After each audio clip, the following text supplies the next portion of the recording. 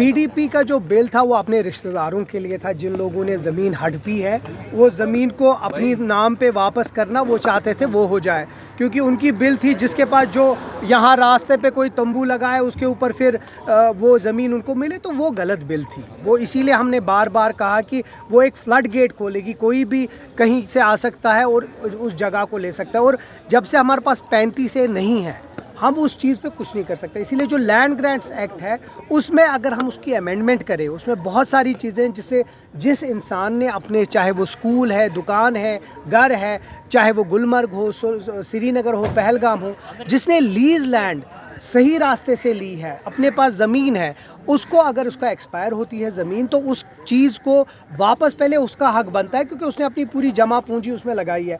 उसी चीज़ को 2022 में अमेंडमेंट हुई, जिससे ये होता है कि अगर कोई भी जगह, कोई भी दुकान उसको मिलता है तो बाहर वाला कोई भी आकर उसको ले सकता है, क्योंकि परचेजिंग पावर बाहर के लोगों के पास बहुत है। तो उसको ठीक करने के लिए अब लैंड ग्रांट्स एक्ट बिल जो है, मैं उम्मीद करता हूँ कि वो आ जाए। उसके बाद उम्मीद करता हूँ कि गवर्नमेंट उसके ऊपर सोचे।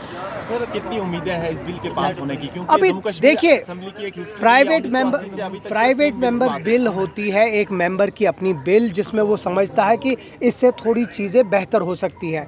अब जो ही ये बिल आती है उसके बाद फिर गवर्नमेंट इस पर क्या बात करती है, मेरी अपना एक रवैया, एक तरीका है, अपना एक मौक़िफ़ है। मैं वो मौक़िफ़ गवर्नमेंट के पास रखूँगा और कोशिश करूँगा कि मैं कन्विंस कर पाऊँ गवर्नमेंट को कि न सिर्फ इतना ही, बल्कि जो 5-5 मरला जो honourable chief minister Omar Abdullah साहब ने गरीबों के लिए, लैंडलेस लोगों के लिए बोला है, उसको थोड़ा सा तेज़ी में आए, ताकि जिनके पास ज़मीन नहीं उनको ज़मीन मिल जाए। को लेकर बीजेपी ने कल प्रदर्शन किया है और हम चाहते हैं यहाँ भी आए, लेकिन ये नहीं कि आप कश्मीर में बंद कर दो। हम चाहते हैं यहाँ भी आए, बिल्कुल हम सब साथ हैं, लेकिन ये जो बार बार बीजेपी वाले या उनके दोस्तों ने ये किया कि कश्मीर में आ गया तो यहाँ भी, जब हमने भी IIT IIM पे ऐसी बात नहीं की तो आपको भी नहीं करनी चाहिए।